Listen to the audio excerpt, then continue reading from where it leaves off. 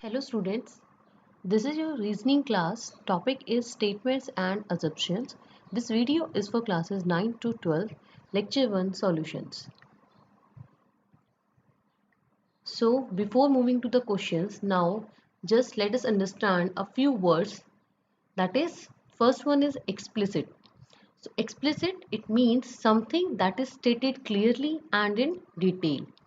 Implicit, it means something that is suggested but not expressed directly. So these two are important in this statement and exemptions questions. The question number 1 is statement, do not lean out of the door of the bus, a warning in a school bus. Assumptions, leaning out of a running bus is dangerous. Children do not pay any heed to such warnings. So options, there are 5 options, you have to choose the correct one. Option 1 is if only assumption 1 is implicit. If only assumption second is implicit. If either 1 or 2 is implicit. If neither 1 nor 2 is implicit. If both 1 and 2 are implicit. So correct answer is option A, that is if only assumption 1 is implicit. That is, leaning out of a running bus must be dangerous. Otherwise, the warning should not have been there. Hence, 1 is implicit, but second is not implicit. If the authorities would have assumed that children do not pay any heed to such warning, they would not have put it up there. Question number second.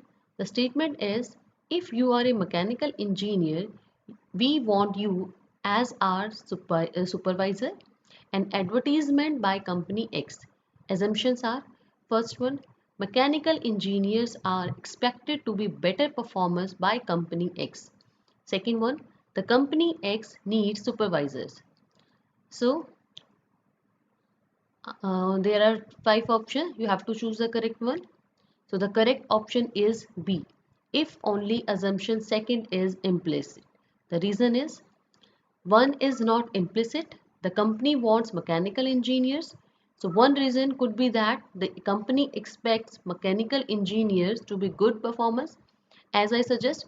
But there could be another reason. For example, the company's supervisory job could be such that only a mechanical engineer could perform it. But one thing is certain, the advertisement was for supervisor. So this means supervisors are needed. And the second one is the implicit. The correct option is B.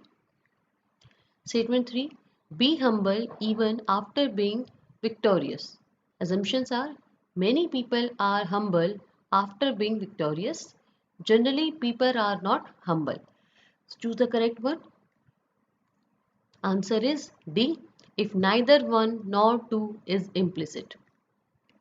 The reason is, the statement asks a man to be humble even after being victorious. This implies that people are usually not humble after victory. So one is just the opposite of it. Second is not implicit because it generalizes the statement. Generally, people may be humble.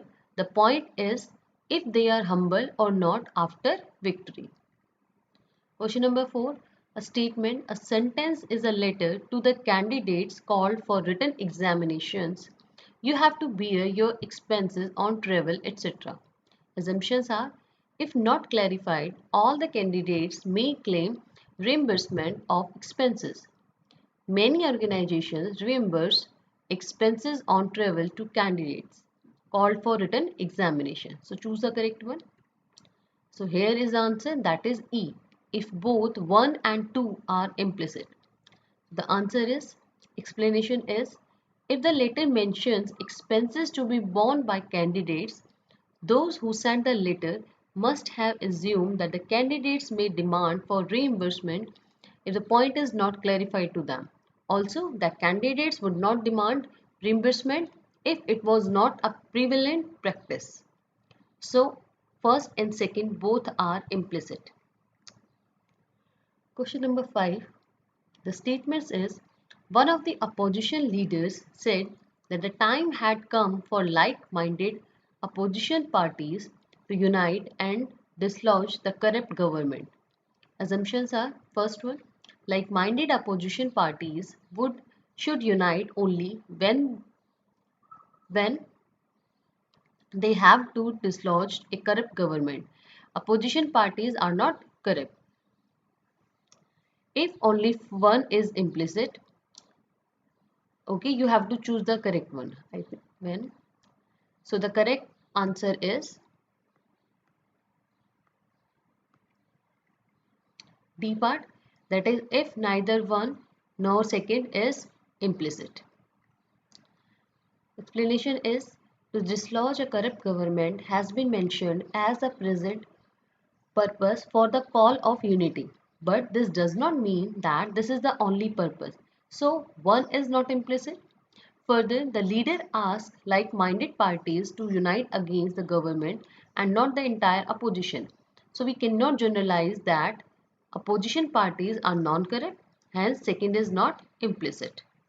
So these are the 5 questions and the answers. I hope these questions are clear now. So thank you and have a nice day.